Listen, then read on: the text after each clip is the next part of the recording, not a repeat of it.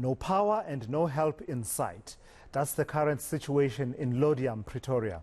Members of the community have been forced to discard most of their groceries and food supplies as electricity in the area has been off for well over 3 days now. Residents are now blaming the city of Tshwane for failing to provide much needed services and resolving this ongoing issue. Let me take you to eNCA's reporter Manqoba Mchunu, who is following that story and has the latest on that situation. So it's a situation that's becoming quite common, Manqoba, unfortunately for us, in various cities in Gauteng in particular, and this time in Laudium in Pretoria. What's the plight of communities there? Well, indeed, Tulas, we have spoken to community members here in this community who are saying that they haven't had electricity since Tuesday last week, and many of them saying that it has been quite a difficult few days for them having no power. It is an issue that they've tried to take up with the city of Tshwane, but they're saying that at this particular point there has been no positive response from the city of Tshwane as to how this issue will be resolved. And as I speak to you, Tulas, the community members taking issues at their own hands now.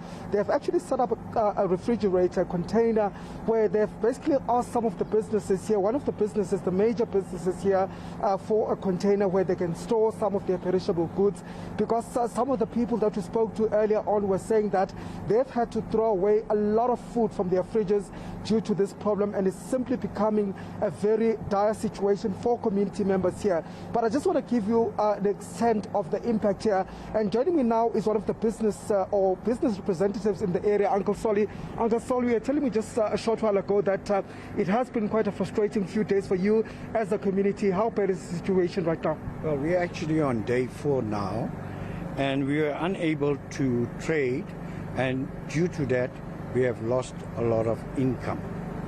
And with the income, it's become unbearable to trade in the next few days. With this, it has an effect on our employees, which we are unfortunately forced to lay them off, and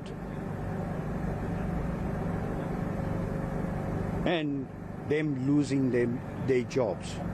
So we're asking the mayor of City of Tshwane, can we hold you directly accountable for all what is happening in this process?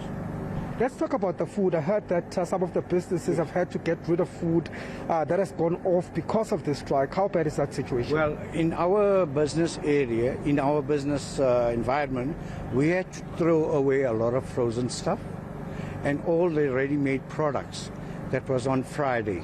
We had to get, because it was not fit to be eaten and to be sold. So that was a direct loss to the company. And now you've resorted to trying your own or using your own methods to try and save the situation. There is a container behind us that is there for community members. How does this come about? It was with a meeting with the councillor to arrange for the community so that whatever they have still, they can come forward and use the container, which is a help to the community, which in the last 4 days they have lost a lot, quite a sum of frozen products that was in their households. Okay, thank you for speaking to us, Uncle Solly. Let me move to the local councillor here, Naeem Patel, just to give us a sense of their frustrations as well. Councillor, you have been fighting this issue. You have been having several meetings with the community on this issue. Is there any response from the city? I think our community is frustrated.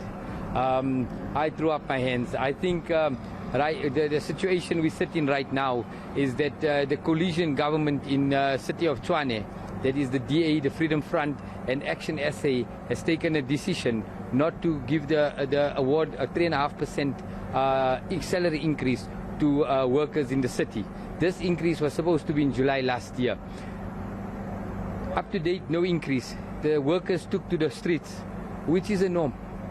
And it has become to such an extent now that we're facing sabotage in our areas, electricity, power cuts. We're hearing of water cuts. We're not sure if this is going to happen. We're 5 days without power.